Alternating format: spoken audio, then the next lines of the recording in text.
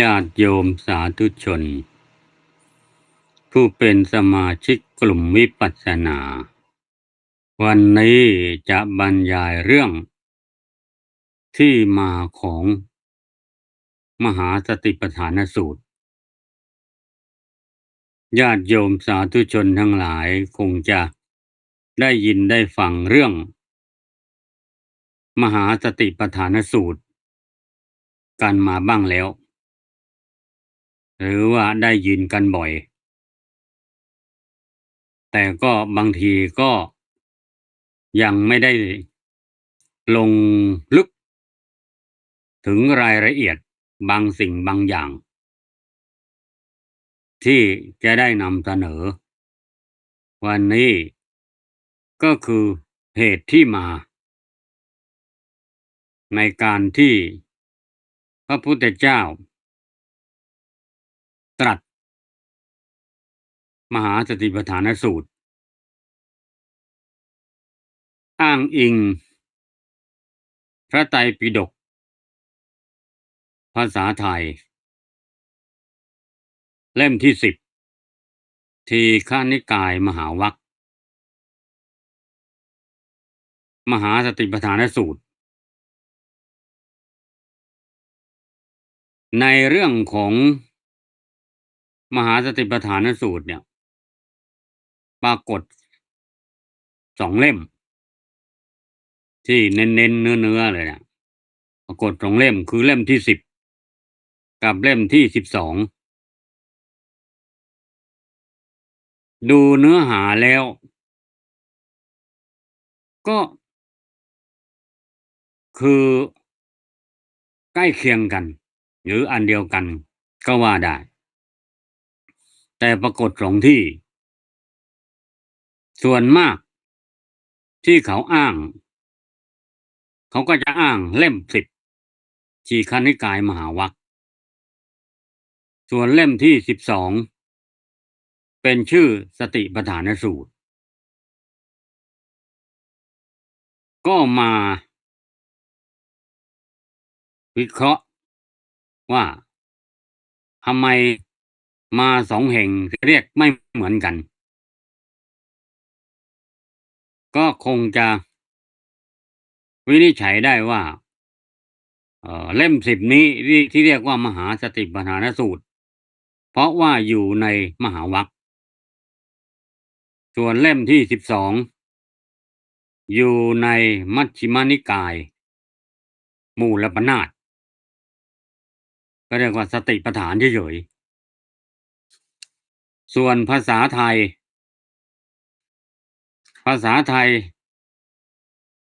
พระพุทธเจ้าก็ตรัสว่าสติปัฏฐานเฉยๆจัตตารโอสติปัฏฐานาสติปัฏฐานมี4โดยหลักใหญ่ใจความแล้วถ้าหมายเอาตามศัพท์ก็ต้องเรียกว่าสติปัฏฐานสติเป็นที่ตั้งด้วยสติเป็นที่ตั้งหรือว่าตั้งด้วยสติเริ่มตั้งไว้สติเริ่มจะตั้งสติไว้โดยความเป็นประธานแต่ที่เราได้ยินได้ฟังกันมาเนี่ยก็จะมีคำว่ามหาสติปัฏฐานสูตรอะไรก็แล้วแต่ถ้ามีคำว่ามหานำหน้าก็น่าจะดีกว่าอืมก็เลยนิยมเรียกกันว่ามหาสติปัฏฐานสูตรทั้งที่ในพระบาลีเนี่ยก็ไม่มีคำว่ามหาแต่อย่างใดหรือบางท่านก็วินิจฉัยว่าคำว่ามหาก็คือมาเติมเอาเองอืมมาเติมเอาทีหลังหรืออาจจะให้ความหมายว่าอยู่ในมหาวรรคก็เลยเรียกว่ามหาสติปัฏฐานไม่ว่าจะเป็นมหาสติปัฏฐานหรือสติปัฏฐานก็คืออันเดียวกันแต่มาคนละที่เฉย ก็เป็นอันว่าเข้าใจตามนี้ ส่วนสาเหตุที่พระพุทธเจ้าตรัสมหาสติปัฏฐานสูตรเราก็เรียกติดปากว่ามหาสติปัฏฐานสูตรแล้วกันนะ เพราะว่าเป็นที่นิยมแล้วเวลาเราพูดเราก็จะพูดมหาสติปัฏฐานสูตรนะสาเหตุที่พระพุทธเจ้าตรัสมหาสติปัฏฐานสูตรในแคว้นกุรุมีนิคมชื่อกัมมาสะนะนิคมนะชื่อกัมมาสะถ้าพูดถึงกุรุนี่ก็จะต้องพูดถึงแคว้นกุรุซึ่งเป็นแคว้นใหญ่เรียกว่ามหาชนบทในประเทศอินเดียสมัยนั้นเรียกว่าแยกเป็นมหาชนบท16แคว้นตามหลักสูตรในอุโบสถสูตรในหลักนักธรรมชั้นตรีมี16แคว้นก็คืออังคะ1อังคะ2มัคคธ3กาสี4โกศล5วัชชี6มัลละ7เจตี8วังสะ9กุรุ10ปัญจาละ11มัชฉะ12สุรเสนะ13อัสสกะ14อวันตี15คันธาระ16กัมโพชะนี่เป็นแคว้นใหญ่ๆ16แคว้นส่วนปัจจุบันแคว้นกุรุปัจจุบันนี้อยู่ในเขตกรุงเดลีหรือบางส่วนก็อยู่ในเขตรัฐอุตรประเทศและก็รัฐหรยานะแคว้นกุรุเดิมเนี่ยที่พระพุทธเจ้าตรัสมหาสติปัฏฐานสูตรเนี่ยปัจจุบันนี้ก็อยู่เรียกว่ากิน3รัฐนะกินเนื้อที่3รัฐนะคือไม่ได้อยู่ในรัฐใดรัฐหนึ่งกินเนื้อที่3รัฐก็คืออาจเป็นบางส่วนของกรุงเดลีบางส่วนของรัฐอุตรประเทศบางส่วนของรัฐหรยาน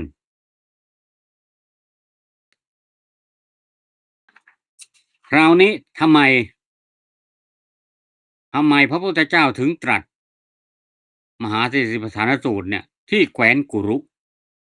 แล้วชื่อนิคมชื่อว่ากัมมาสธรรมะเพราะใน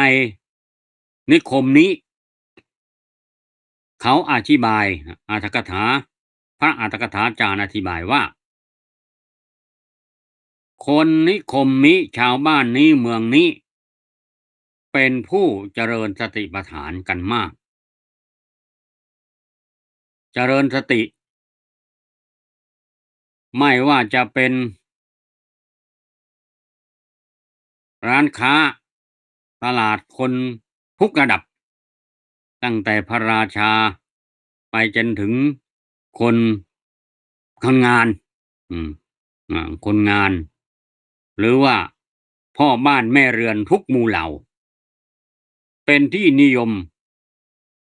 เจริญสติปัฏฐานกันมากหากใครไปไหนเดินไปทางไหนก็จะถามว่าท่านเจริญสติปัฏฐานข้อไหน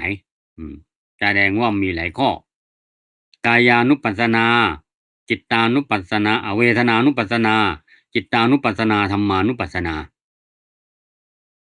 นอกจากแยกเป็นกายเวทนาจิตธรรมแล้วหมวดกายานุปัสสนาก็ยังแยกออกไปอีกหมวดเวทนาก็ยังแยกออกหัวข้อย่อยจิตตานุปัสสนาและก็ธรรมานุปัสสนาเจริญอย่างใดอย่างหนึ่งเจริญประชาเก้าก็ได้ก็ยังอยู่ในหมวดสติปัฏฐานเหมือนกันเพราะเหตุนี้พระพุทธเจ้าทรงทราบ ว่าเมื่อตรัสมหาสติปัฏฐานสูตรในแคว้นกุรุนึกนิคมชื่อว่ากรรมสธรรมะแล้วชาวบ้านร้านตลาดทุกคนทุกชนชั้นทุกหย่อมย่าจะเจริญมหาสติปัฏฐานสูตรกันมากไม่ว่าข้อใดข้อหนึ่งก็จะต้องเจริญสติสักข้อหนึ่งเป็นที่นิยมชมชอบเมื่อเจอกันก็จะถามว่าท่านเจริญสติปัฏฐานข้อไหนก็ต้องบอกว่าข้อนั้นข้อนี้ถ้ามีคนบอกว่าไม่ได้เจริญข้อไหนเลยก็จะโดนตำหนิติเตียนว่าโอ้ชีวิตของท่านนี่เกิดมานี่ไร้ค่านะโอ้โหถึงกับไร้ค่าเลยนะญาติโยมสาธุชนทั้งหลาย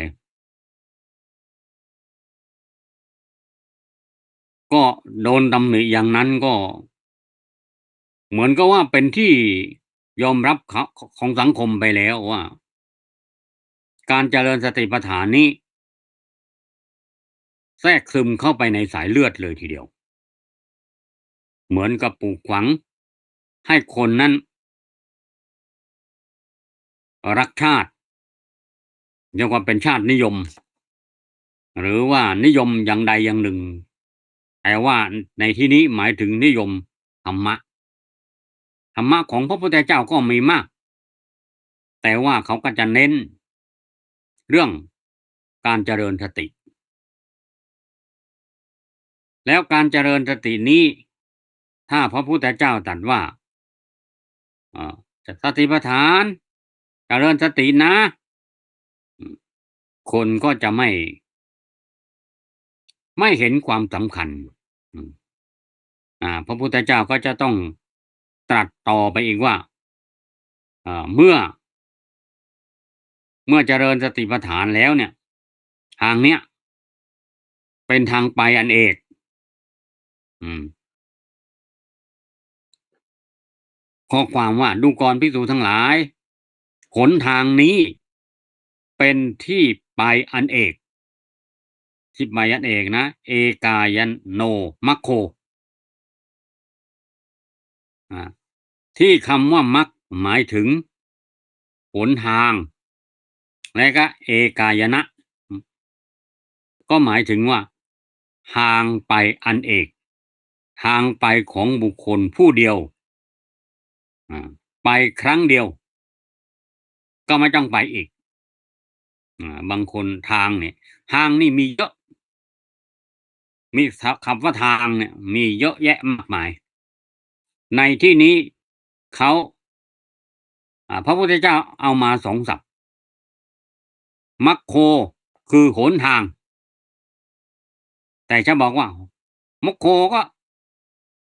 ก็ทางโน่นทางนี่ก็มัคโคทั้งนั้นน่ะทางเดินธรรมดาก็เรียกว่ามัคก็เอาความหมายคำว่าอายนะเข้ามาอีกบวกกับเอกะเอกะบวกอายนะก็เป็นเอกายนะเอกายนะนี่แหละเป็นเป็นศัพท์บังคับว่าทางนี้เป็นทางไปอันเอกทางตรงไม่มีสองแพร่งไม่มีแยกสองแพร่งไม่ไม่มีไปครั้งที่สองก็คือไปครั้งเดียวแล้วก็ไม่ต้องกลับมาไปอีกแล้วก็เป็นทางไปของบุคคลคนเดียวต้องไปคนเดียวเป็นทางเอกเป็นทางใหญ่เป็นทางสบายเป็นทางตรงไม่มีแยกเป็นทางที่ไปคนเดียวไปทางที่ไปครั้งเดียวอะไรหมายความว่าเอกายโนนี้กำกับคำว่ามัคโคมัคโคนี่ก็มักทั่วไปก็มักทั้งนั้นแหละก็จะดูธรรมดาไปก็จะต้องมีเอกายโนเข้ามากำกับในที่นี้มหาสติปัฏฐานสูตรนี่เอกายโนอายังภิกขเวดูก่อนภิกษุทั้งหลายทางนี้เ เป็นทางไปอันเอกเอกแสดงว่าสุดยอดที่หนึ่งเลยแล้วก็ไม่มีทางอื่นที่มันจะสะดวกสบายง่ายไปเดินง่ายอะไรอย่างเงี้ยคือตรงเลยอืมก็คือเนี่ยมหาสติปัฏฐานสูตรนี่แหละญาติโยมสาธุชนทั้งหลายบางทีเราก็ได้ยินครูบาอาจารย์บอกว่าสติปัฏฐานสูตรฐานก็ยังไม่เห็นความสำคัญว่าการเจริญสติเนี่ยมันดียังไงนะพระพุทธเจ้าก็ตรัสต่อไปอีกว่าเนี่ยก็อธิบายขยายความเพื่ออะไรล่ะอืมทางนั้นเองเนี่ยเมื่อเดินไปแล้วจะเป็นยังไงก็เพื่อความบริสุทธิ์ของเราสัตว์อืมเพื่อล่วงความโศกและ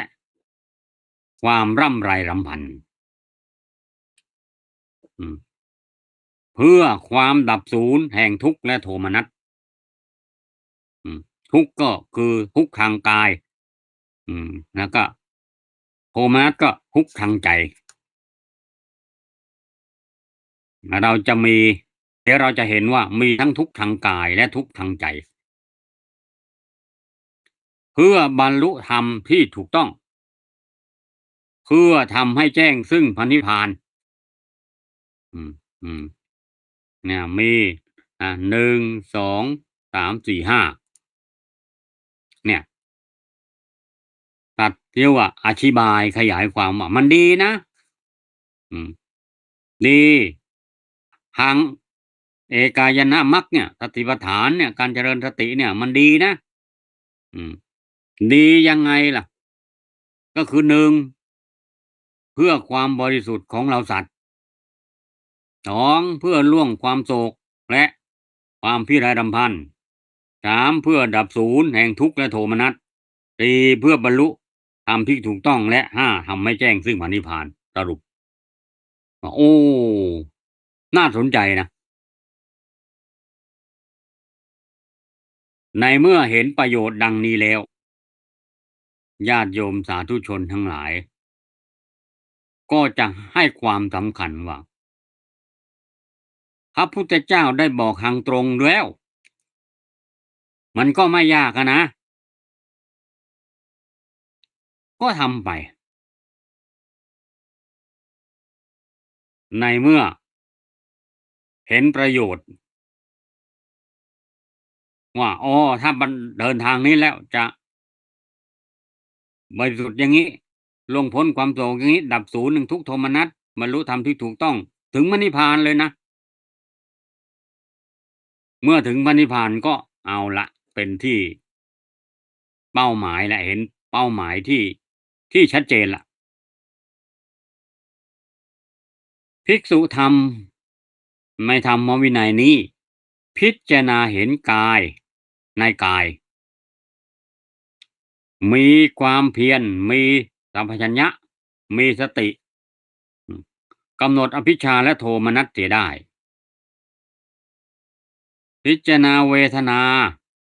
ในเวทนามีความเพียรมีสัมปชัญญะมีสติกำจัดพิชฌาโทมนัสพิจารณาจิตในจิตอยู่มีความเพียรมีสัมปชัญญะมีสติกำจัดวิชชาและโทมนัสในโลกได้พิจารณาธรรมในธรรมอยู่มีความเพียรมีสัมปชัญญะมีสติกำจัดอภิชฌาและโทมนัสได้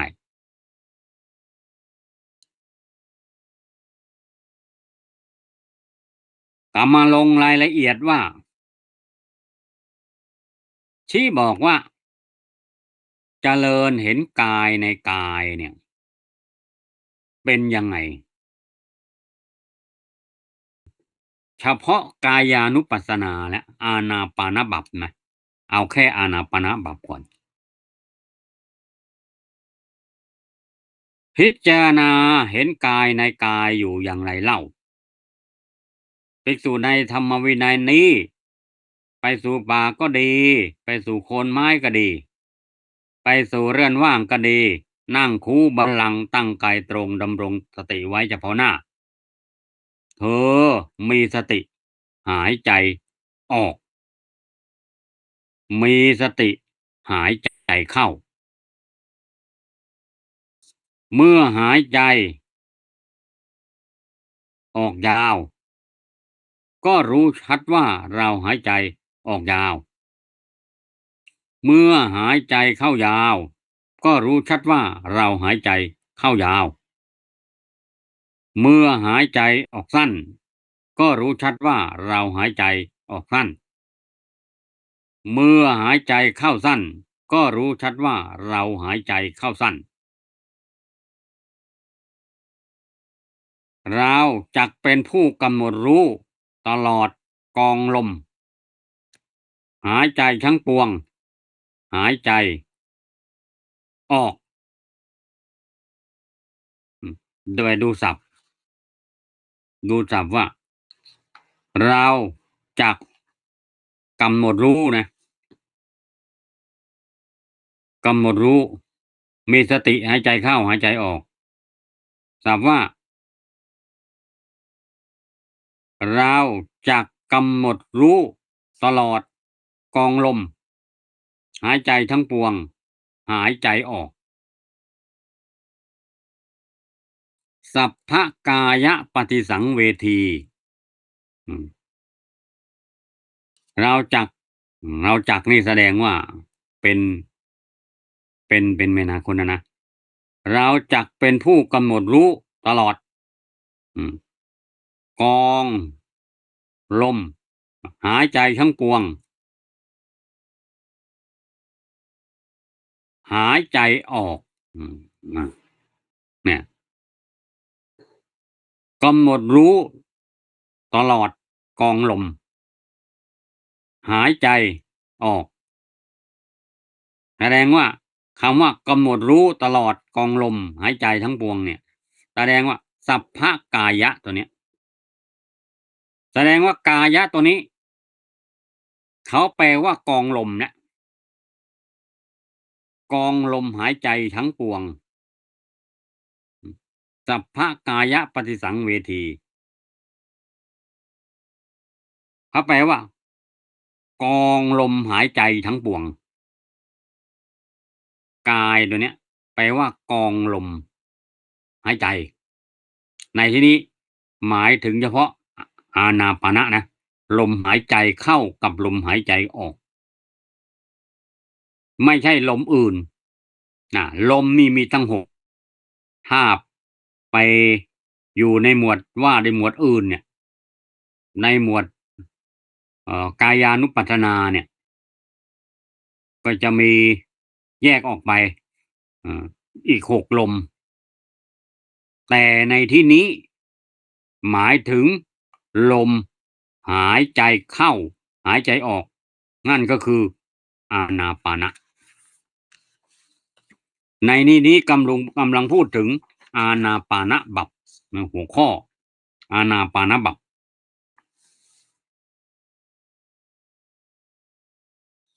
แล้วก็คำว่าสัพพกายปฏิสังเวทีเราจักเป็นผู้กำหนดรู้ตลอดนะสังเวทีนะกำหนดรู้ตลอดนะกองลมหายใจสัพพะทั้งปวงเนี่ยแล้วก็อัตติสามิติหายใจออกเราจักเป็นผู้กำหนดรู้กองลมหายใจทั้งปวงหายใจเข้าญาติโยมสาธุชนนะคำว่ากายตอนนี้หมายถึงกองลมหายใจสัพพะทั้งปวงข้อนี้ก็คือกำลังจะอธิบายว่ากองลมในที่นี้ก็คือลมหายใจเข้าลมหายใจออกอันนี้ลมเนี่ยหายใจเข้าลมหายใจออกเนี่ยก็มีหายใจเข้าสั้น หายใจออกสั้นไหมให้หายใจเข้าสั้นออกสั้นอ่าเข้ายาวออกยาวนะเข้าเข้าสั้นแล้วก็เข้าสั้นแล้วก็ออกสั้นอืมเข้ายาวออกยาวรัดสังรัดสังนี่ก็ทีคังทีคังนี่ก็ออกหายใจเข้ายาวหายใจออกยาวหายใจเข้าสั้นหายใจออกสั้นลมหายใจมีเข้าสั้นเข้าสั้นออกสั้นเข้าสั้นแล้วก็ออกสั้นเข้ายาวออกยาวยาวก็ต้องยาวด้วยกันเนี่ยออกยาวเข้ายาวแล้วก็ออกสั้นเข้าสั้นอืมแล้วก็รู้กองลมทั้งปวงแสดงว่าต้องรู้ตั้งแต่ต้นลมกลางลมปลายลม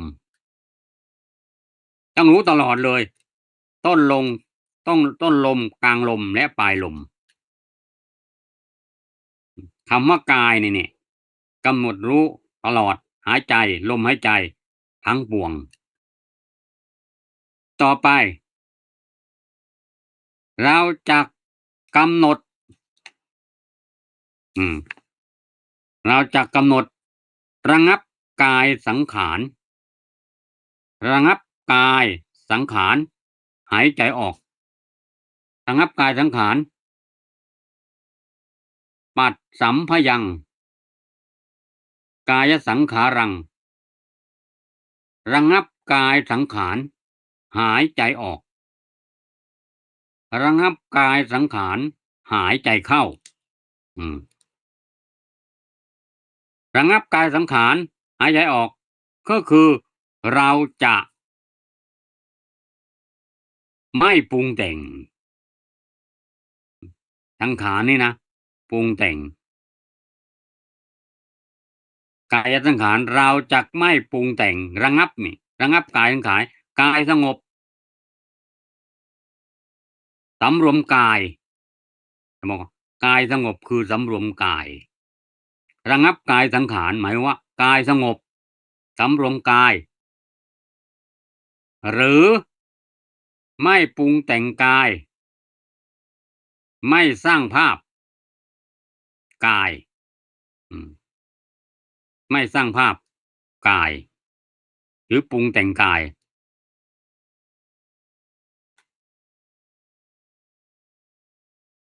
อันนี้ผู้ปฏิบัติก็จะเข้าใจว่าไม่สร้างภาพอืม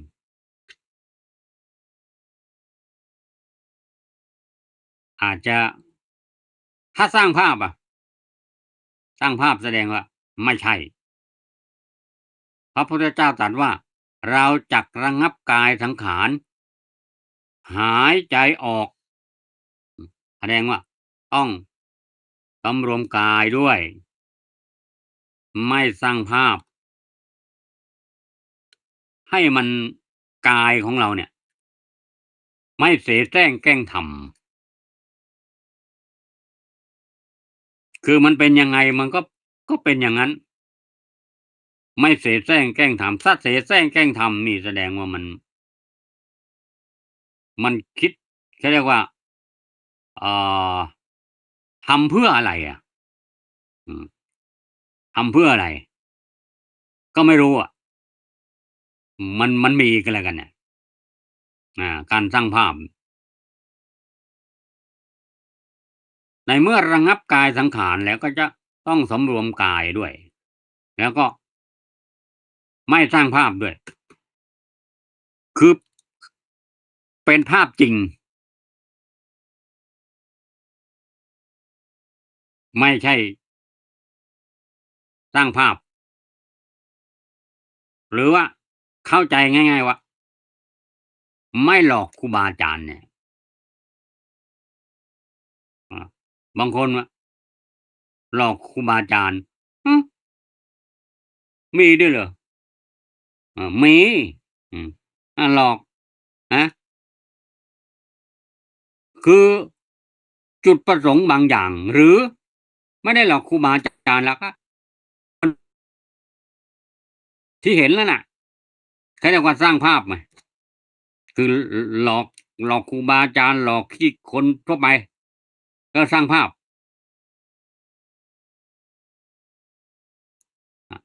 ถ้าสร้างภาพนี่แสดงว่าก็ยังไม่ใช่อะก็มีเป้าหมายมีเป้าหมายอะไรก็ไม่รู้อะบางคนก็ทำไปมันทำเองอืมมันอาศัยที่ว่ากิเลสมันซ่อนอยู่ข้างในเนี่ยบางทีก็ทำไปไม่รู้ตัวทำไปเองอืมข้อต่อไปเราจะระงับกายสังขารอาระงับกายสังขารหายใจออกระงับกายสังขารหายใจเข้านะต่อไปก็เราจะระงับกายสังขารหายระงับจิตตสังขารเนี่ยมีจิตตสังขารด้วยนะในบทว่าระงับจิตตสังขารระงับกายสังขารระงับจิตตสังขาร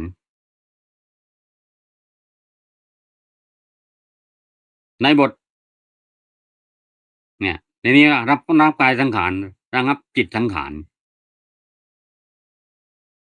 ถ้าระงับจิตสังขารเนี่ยก็สำรวมจิต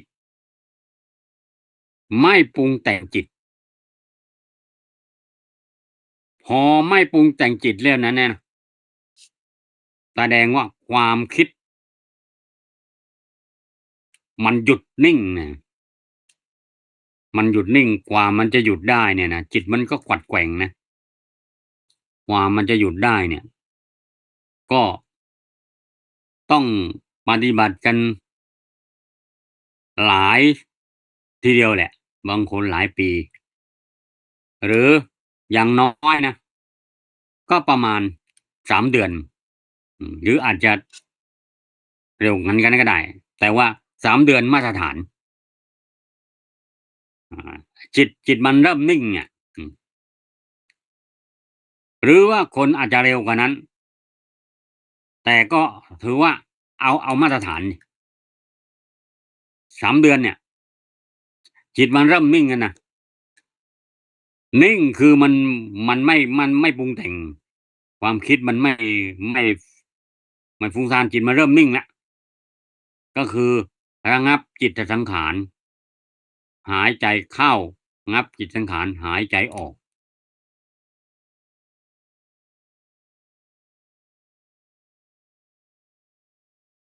เฉพาะเอาเฉพาะอานาปานส่วนอย่างอื่นนี่ว่าไปแล้วอานาปานในที่นี้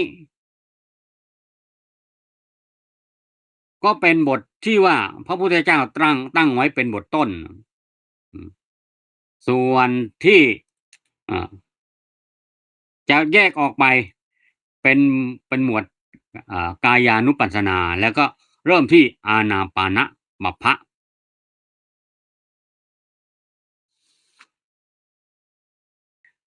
ภิกษุทั้งหลายเหมือนนายช่างกลึงหรือลูกมือนายช่างผู้ขยันเมื่อชักเชือกยาวก็รู้ว่าชักเชือกยาวอันนี้อุปมาอุปไมยเหมือนอ่าช่างกลึงมีเชือกยาวแล้วก็ก็รู้ทันใดภิกษุก็เหมือนกันนี่เขาก็อธิบายไปเราจะกำหนดรู้กองลมทั้งปวงหายใจเข้าระงับกายสังขารหายใจออกหายใจเข้าดังพรรณนามาชนี้อธิบายต่อว่า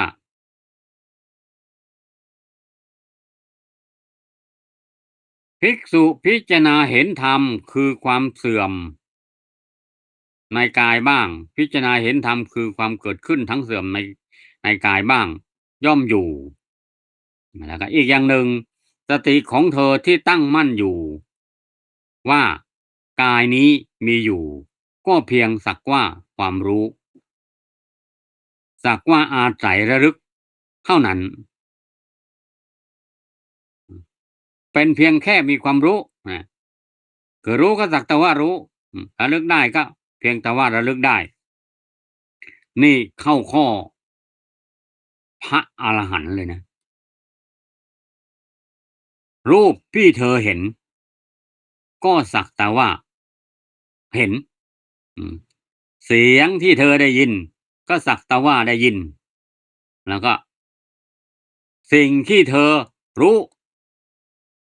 รู้ในที่นี้ก็หมายความว่ารวบไปหมดเลยอืมไอ้เห็นนี่คือตาได้ยินนี่คือหูและที่เหลือที่รู้ล่ะก็คือกลิ่นรสกายและใจรวบหมดเลยก็คืออะไรที่รู้ก็คือกายเนี่ยมีอยู่เพียงแค่ว่าอาศัยให้มันรู้เท่านั้นเองก็คือรูปนามนั่นเองเนี่ยรู้ในที่นี้ก็คือหมายนามกายนี่ก็คือรูปอืมอืมกายนี้มีอยู่ก็เป็นแค่รูปนามก็แค่เป็นที่อาศัยรูปแล้วก็รู้เป็นที่อาศัยรู้เท่านั้นเองกายเนี่ยนะมีมีแค่เป็นที่อาศัยรู้ก็คือวิญญาณเนี่ยวิญญาณตัวรู้เนี่ยอาศัยระลึกอืมเราระลึกนี่ก็ต้องอาศัยสติเนี่ยไหมสติที่เข้าไประลึกเนี่ยต้องอาศัยอะไรล่ะต้องใจนะใจเนี่ยเป็นผู้คอยระลึกรูปมันไประลึกไม่ได้ก็ต้องใจนั่นแหละวิญญาณรู้ระลึกตัวสติเนี่ยตัวสติก็ระลึกรู้ระลึกก็ได้อืมก็เป็นที่รู้เป็นที่อาศัยระลึกเป็นที่อาศัยรู้เป็นที่อาศัยระลึกเท่านั้นเธอเป็นผู้อ่านตัณหาและทิฏฐิไม่อาศัยไม่ยึดมั่นถือมั่นอะไรในโลกอย่างนี้เรียกว่าพิจารณาเห็นกายในกายหมวดนี้ก็อธิบายถึงว่าอานาปานบัพคือลมหายใจถ้าพูดถึงว่าลมหายใจแล้วถ้ากำหนดรู้กองลมเนี่ยก็จะเป็นผู้มีสติถ้าไปถึงลมที่อยู่ในท้องเนี่ยบางคนเนี่ยชอบถามหรือชอบสงสัยเนี่ยนะว่าทำไมต้องกำหนดพองยุบด้วยล่ะอืมอ่าแล้วจะกำหนดอานาปานอย่างเดียวไม่ได้เหรออาบางคนคือบอกให้กำหนดพองยุบก็ไม่อยากจะกำหนดพองยุบนะก็คือเจริญอานาปานมาก่อนเนี่ยก็คือถนัดเนี่ยในการอานาปานเนี่ยบอกให้กำหนดพองยุบก็ไม่ยอมหรือไม่อยากจะกำหนดก็หรือว่าไม่เห็นความสำคัญแล้วก็บอกเหตุผลว่าถ้ากำหนดพองยุบเนี่ยพองยุบคือลมที่อยู่ในท้อง ถ้าเรากำหนดพองยุบได้เราจะกำหนดรู้ลมหายใจเข้าลมหายใจออกมันก็เป็นเรื่องง่ายแต่ถ้าไม่ยอมกำหนดนะไม่ยอมกำหนดพองยุบก็ไม่เห็นพองยุบก็เห็นแต่ลมหมายความว่าถ้าเรากำหนดพองยุบแล้วเราเห็นพองยุบถ้าเราจะมาดูลมลมหายใจเข้าลมหายใจออกเนี่ยก็ก็ง่ายหรือก็ได้ทั้งสองอย่างเลยอืม จะกำหนดรู้ลมก็กำหนดได้จะกำหนดพองยุบก็กำหนดได้ แต่ถ้าลมอย่างเดียวก็ได้ลมอย่างเดียวไม่ได้พองยุบแต่ถ้ากำหนดพองยุบล่ะก็ได้ลมด้วยเพราะว่าเมื่อขนาดพองยุบเนี่ยมันยังเห็นชัดแล้วเนี่ยอะลมก็ไม่ต้องพูดถึงเลยมันชัดแน่นอน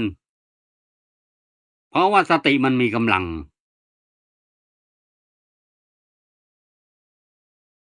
เอาแบบไหนอะจะเอาแบบไหนอะก็ต้องเอาแบบรู้ทั้ง2องอย่างอะรู้ทั้งพองยุบด้วยแล้วก็รู้ลมด้วยในเมื่อรู้ทั้งพองยุบรวมทั้งลมเนี่ยก็เข้าหลักว่าเราจะกำหนดรู้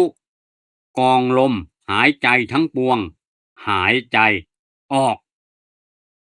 เราจะกำหนดรู้กองลมหายใจทั้งปวงหายใจเข้าก็ไปเข้าข้อบทว่าสัพพกายปฏิสังเวทีอัส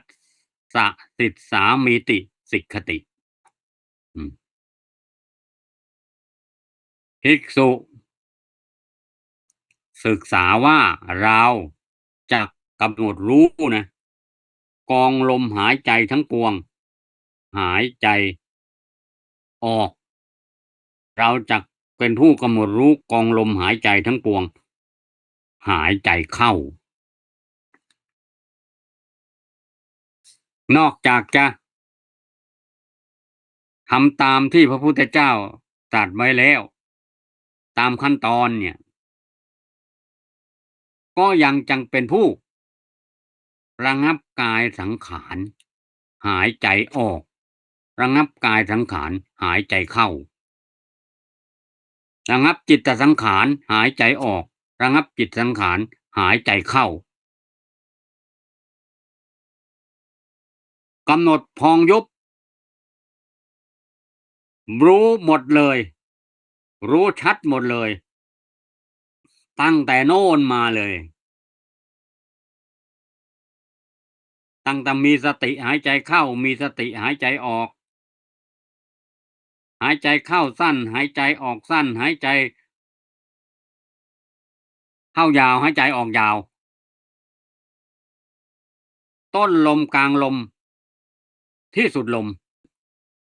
ระงับกายสังขารหายใจเข้าระงับกายสังขารหายใจออกระงับจิตสังขารหายใจเข้าระงับจิตสังขารหายใจออกครบเลยดูเหมือนว่ายากนะแต่ไม่ยากนะเขาเรียกว่าครอบคลุมหมดเลยครอบจักรวาลเลยพอเรากำหนดรู้พองยุบเนี่ยพองยุบชัดนะครบเลยที่ว่ามาเนี่ยได้ทั้งหมดเลย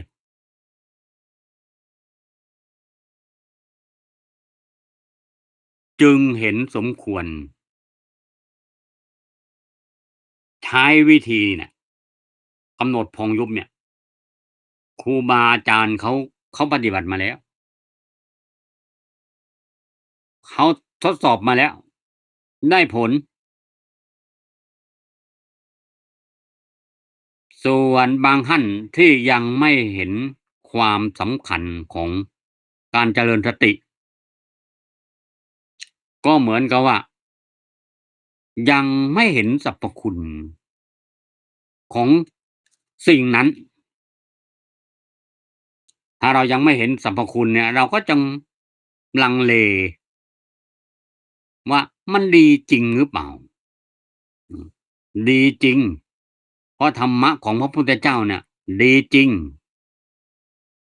สติปัฏฐานสูตรนี่แหละจิเอกายนะมัคโคเนี่ยเอกายโนมัคโคเนี่ยแหละดีจริงดียังไงล่ะก็คือเพื่อความบริสุทธิ์ของเราสัตว์เพื่อล่วงพ้นความโศกและความพิไรรำพัน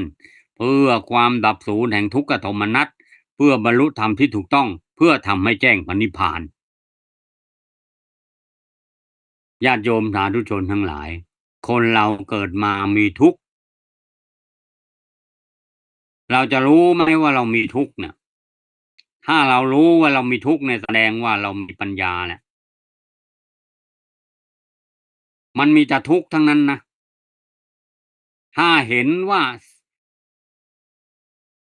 ทุกข์เนี่ยเป็นสุขเนี่ยวิปลาสแหละเห็นของที่ไม่งามว่างามเนี่ยมันวิปลาสแหละกลายเป็นผิดไปแล้วไม่รู้ไม่เป็นยถาภูตังปชานาตินะไม่รู้ชัดตามความเป็นจริงเมื่อรู้ดังนี้แล้วว่าโอ้ที่พระพุทธเจ้าตรัสไว้เนี่ยก็เป็นที่นิยมชมชอบแล้วก็บรรลุได้จริงก็เห็นสมควรเจริญสติ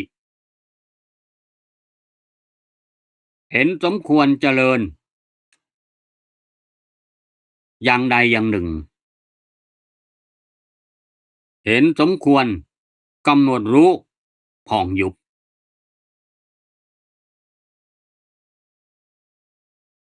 พูดถึงผ่องยุบแล้วบางคนก็สงสัยกำหนดทำไมผ่องยุบทำไมต้องกำหนดผ่องยุบอืมอืมนั่นแหละก็เพราะยังไม่รู้สรรพคุณของผ่องยุบว่าดียังไงแต่เมื่อกำหนดไปแล้วมันก็รู้ชัดหมดนี่นะก็ก็ดีอะสิถ้าเป็นอย่างนั้นได้มันก็ดีอะสิก็ต้องกำหนดเหมือนกับชาวบ้านกัมมาสธรรมะเนี่ยแคว้นกุรุเนี่ยเราเมื่อปฏิบัติไปแล้วแคว้นกุรุเนี่ยก็จะได้เห็นชัดตามความเป็นจริง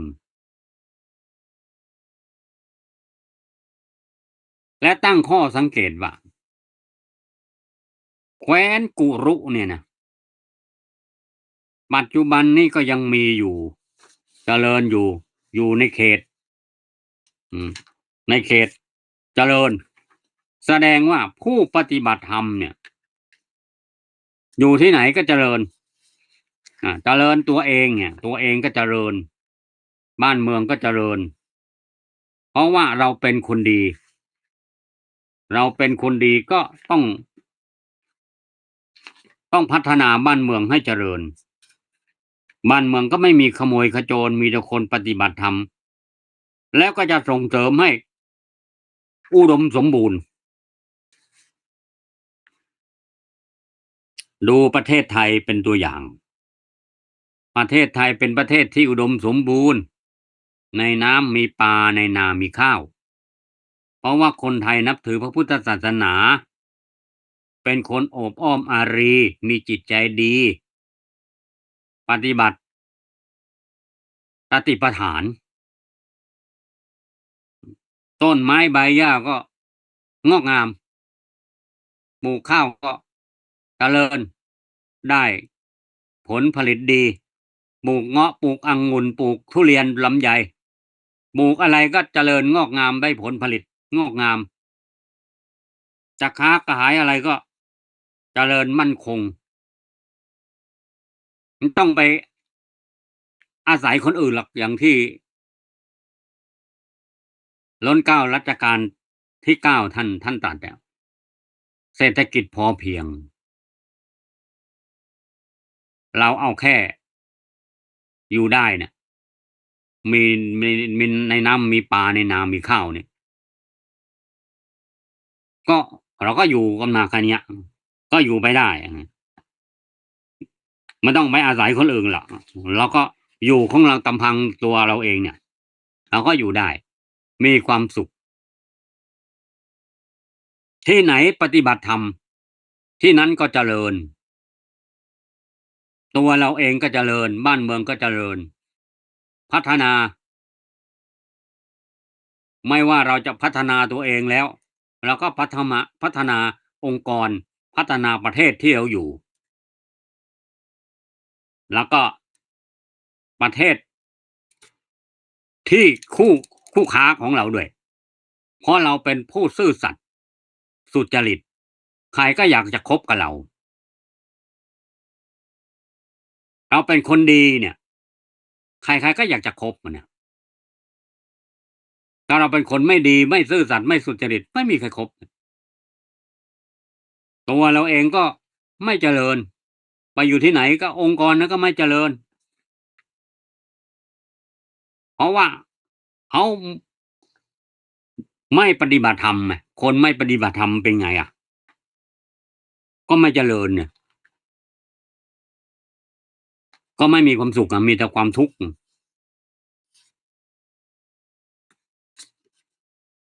ภาพรวมการที่พระพุทธเจ้าตรัสแยกออกเป็น4เนี่ยเขาบอกว่าไม่ยิ่งไม่สติปัฏฐานเนี่ยมี4ไม่มีน้อยกว่านี้แล้วก็ไม่มีมากกว่านี้อืมไม่มี5ไม่มีไม่มี3มี4อืมยกตัวอย่างทำไมถึงมี4พระพุทธเจ้าเนี่ยได้ตรัสสติปัฏฐานเนี่ยมี4เขาอธิบายว่าไม่ไม่หยิ่งไม่ยิ่งไม่หย่อนกว่านี้พระพุทธเจ้าตรัสกายานุปัสสนาไว้สำหรับอันนี้สำหรับคนคนที่มีอารมณ์หลากหลายจริตหลากหลายมีอุปนิสัยหลากหลายตรัสกายานุปัสสนาไว้สำหรับผู้ที่กำหนดอารมณ์หยาบกายานุปัสสนาเนี่ยกายนี่มันหยาบนะมีตัณหาจริตมีปัญญินทรีย์อ่อนมีนิมิตอันบรรลุได้ไม่ยากเป็นสมถญาณิกะหมายความว่าเจริญสมถะก่อนแล้วจึงเจริญวิปัสสนาตามอืมสมถะญาณิกะเนี่ยนะเป็นบาดฐานเพื่อละสุภวิปลาสกายานุปัสสนาเนี่ยแล้วยังเปรียบเหมือนคนที่มาจากทิศตะวันออกจะเข้าเมืองคือพระนิพพานเนี่ยมีประตู4ด้าน4ทิศพระนิพพานเนี่ยมีแต่ประตู4ทิศคนที่มาจากทิศตะวันออกก็เข้าประตูทิศตะวันออกหมายความว่าคนที่เจริญกายานุปัสสนาก็เดินตรงดิ่งเข้ามานิพพานเลยก็เข้าเลยเข้าทางกายานุปัสสนาก็เข้าพระนิพพานได้เหมือนกันเปรียบเสมือนประตูทางทิศตะวันออกตรัสเวทนานุปัสสนาไว้เพื่อผู้ที่มีอารมณ์ละเอียดมีตัณหาจริตมีปัญญินทรีย์แก่กล้ามีอารมณ์มีนิมิตไม่ตั้งอยู่ในอารมณ์หยาบเป็นสมถญาณิกคือเจริญสมถะก่อนแล้วจึงเจริญวิปัสสนาภายหลังเพื่อละสุขวิปลาสเปรียบเสมือนประตูทางทิศใต้เขาเปรียบเวทนาเนะคนที่มาจากทางทิศใต้ก็ต้องเข้าเมืองทางทิศใต้แสดงว่าผู้ที่เจริญเวทนานุปัสสนาเนี่ยก็ตรงเข้าพระนิพพานเลยเหมือนคนที่มาทางทิศใต้ก็เข้าประตูทิศใต้ทำไมต้องอ้อมไปเข้าทิศตะวันออกทิศตะวันตกก็เข้าทางทิศใต้เลยมาทางทิศใต้ก็เข้าทางทิศใต้ก็คือเวทนานุปัสสนานี่ก็เข้าพระนิพพานโดยตรงเลยก็ได้ตรัสจิตานุปัสสนาไว้เพื่อผู้ที่มีอารมณ์ไม่แยกออกมากมีทิฏฐิจริต มีปัญญินทรีย์อ่อนมีเป็นวิปัสสนาญาณิกก็คือปฏิบัติวิปัสสนานำเลยวิปัสสนาอย่างเดียวก็ได้วิปัสสนานำก็ได้ในที่นี้หมายถึงว่าวิปัสสนาญาณิกก็หมายถึงว่าวิปัสสนาก็เลยไม่ต้องเจริญสมถะมาก่อนเพื่อละนิจจวิปลาสเปรียบเสมือนประตูทางทิศตะวันตกผู้ที่มีมาทางทิศตะวันตกก็เข้าเมืองทางประตูทิศตะวันตกแสดงว่าผู้ที่จะเจริญจิตตานุปัสสนาเนี่ยก็เข้าพระนิพพานได้เลยเหมือนเข้าประตูเมืองทางทิศตะวันตกไม่ต้องอ้อมไปทาง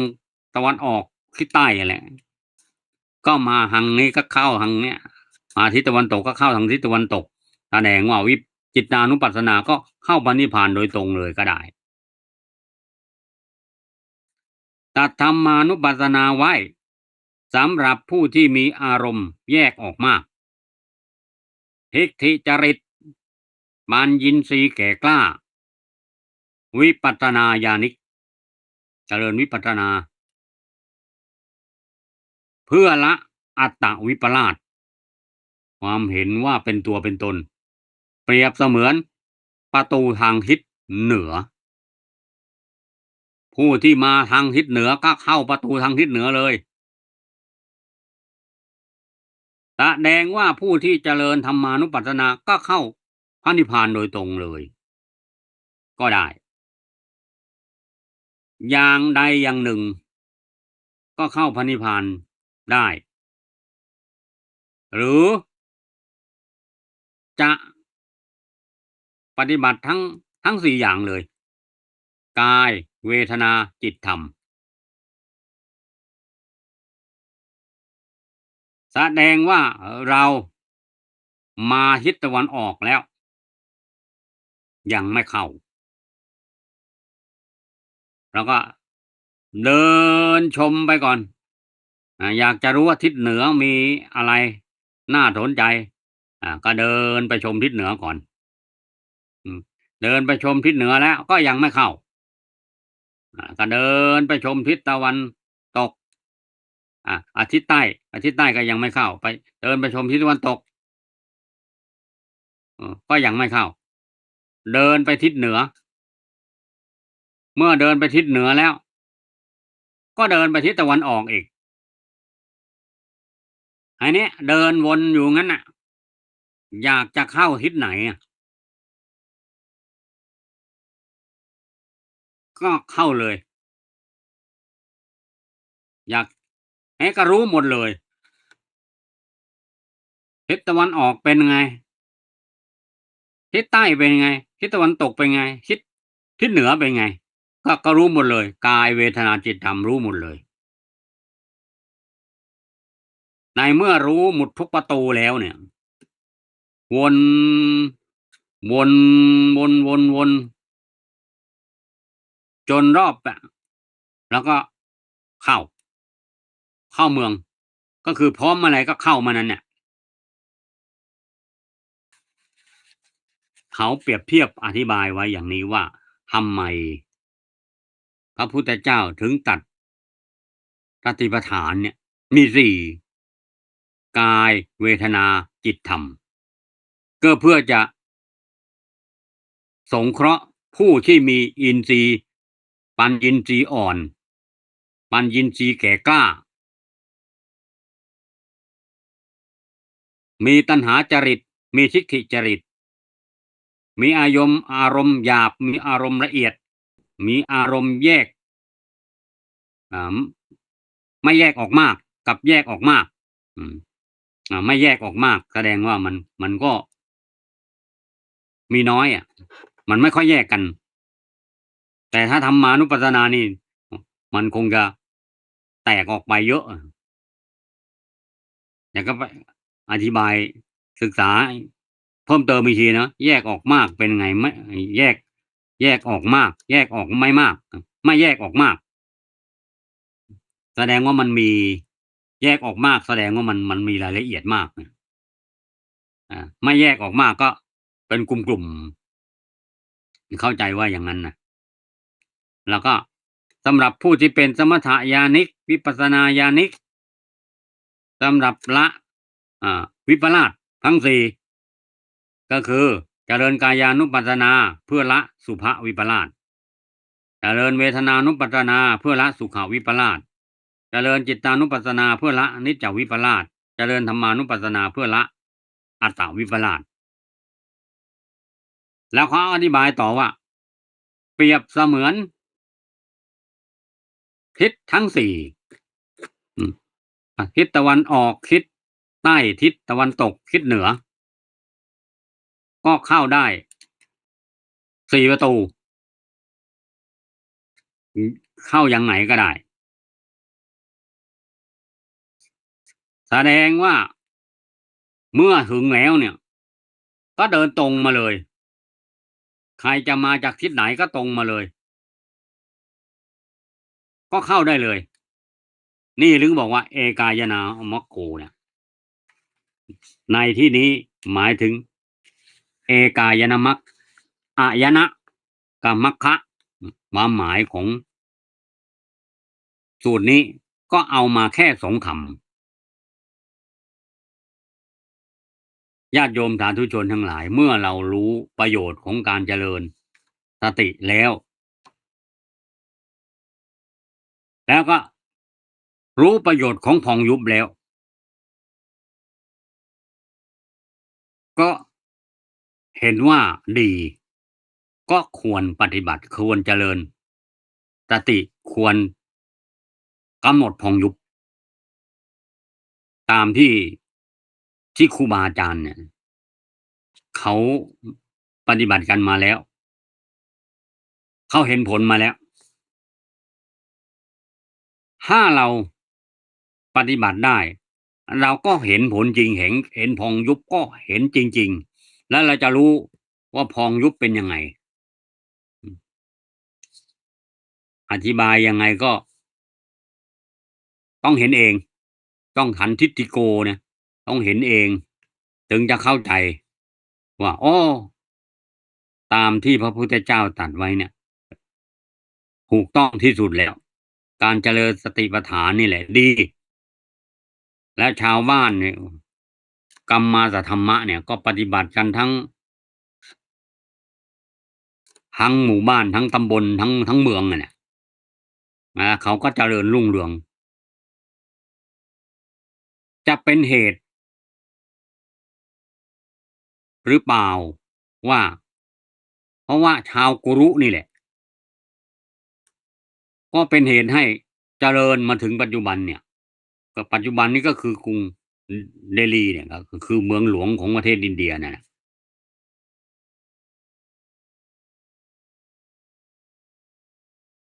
ก็เป็นผลพลอยได้เนี่ยว่าปฏิบัติทำแล้วก็จะมีความเจริญรุ่งเรืองทั้งแก่ตนบ้านเมืองประเทศชาติแล้วก็องค์กรญาติโยมสาธุชนทั้งหลายเมื่อเห็นประโยชน์ของการเจริญสติแล้วก็เป็นประโยชน์ในปัจจุบันชาตินี้เมื่อละไปแล้วก็เป็นมีสุขติเป็นที่ไปในเบื้องหน้าหากว่ายังไม่บรรลุมรรคผลนิพพานก็มีปัญญาคนที่มีปัญญาเลิศมีปัญญาดีเนี่ยก็คือคนที่เจริญวิปัสสนามาก่อนเราจะต้องเจริญวิปัสสนาเจริญสติเพื่อสังสมเพื่อให้บรรลุมรรคผลนิพพานถ้ายังไม่บรรลุก็สังสมปัญญาบารมีไปเรื่อยจนกว่าจะบรรลุเป้าหมายสูงสุดของพระพุทธศาสนาก็คือต้องบรรลุมรรคผลนิพพานนะคือเป้าหมายสูงสุดของพระพุทธศาสนาญาติโยมสาธุชนทั้งหลายเมื่อได้ฟังสูตรนี้ก็ยังมีอะไรที่จะต้องศึกษาเพิ่มเติมอีกมากการบรรยายในวันนี้ก็พอสมสมัยได้เวลาขออำนวยชัยให้ญาติโยมสาธุชนทั้งหลายมีความสุขมีความเจริญมีสุขภาพพลามัยแข็งแรงอายุยิ่งยืนยาวนาน เจริญด้วยจตุรพิธพรชัยทั้ง4ประการคืออายุวันนะสุขะพละปฏิภาณธนสารสมบัติธรรมสารสมบัติงอกงามไพบูลย์ในธรรมะขององค์สมเด็จพระศาสดาสัมมาสัมพุทธเจ้ายิ่งขึ้นไปเทิน